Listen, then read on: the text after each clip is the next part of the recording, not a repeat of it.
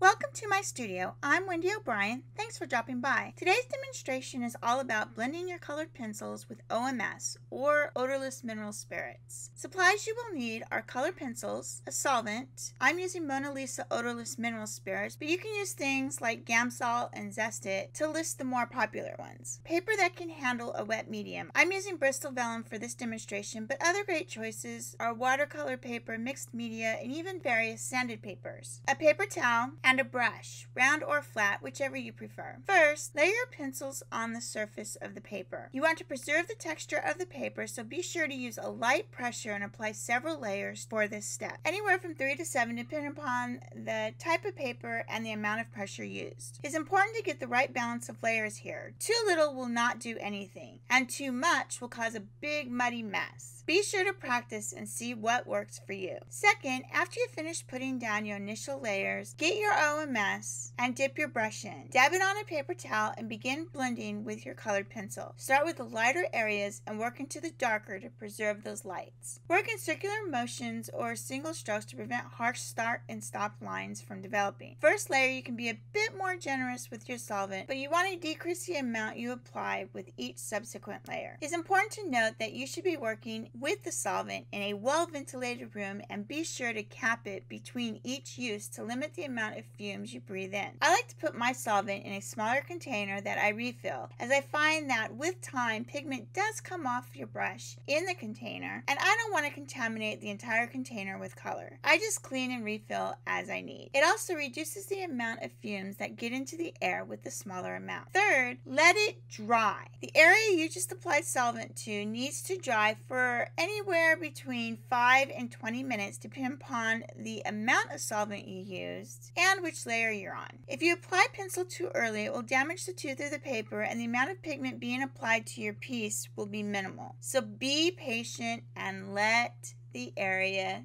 dry. If you're working on a large piece, you can move to a different area and work there, and then come back after the current area is dry. The fourth step is basically repeating the first 3 steps as many times as you need for the piece you are working on, and keeping light pressure on the pencil and decreasing the amount of solvent use each and every time. And don't forget to allow it to dry in between your layers. I typically follow these steps 1 to 4 times depending upon the need of the piece I'm working on and the paper I'm using. Fifth and final step. This is all about the final layers and details. For this demonstration, I am applying my final layer with a medium light pressure, being sure to blend and overlap the colors. If you are rendering fur or hair, this is the time to put those fur and hair details in. Since this is an orb, I want the final surface to have a smooth appearance. So I work with my gradients, making sure the color transitions are smooth. My final layer, I burnish a bit with a medium pressure, which flattens the tooth of the paper and creates a very smooth and blended surface. Do you have ideas for tutorials you would like to see? If so, let me know in the comments below, and if you are new to the channel, consider subscribing and hitting that bell notification so you don't miss out on future tutorials like this one. Until next time, keep on arting. Bye!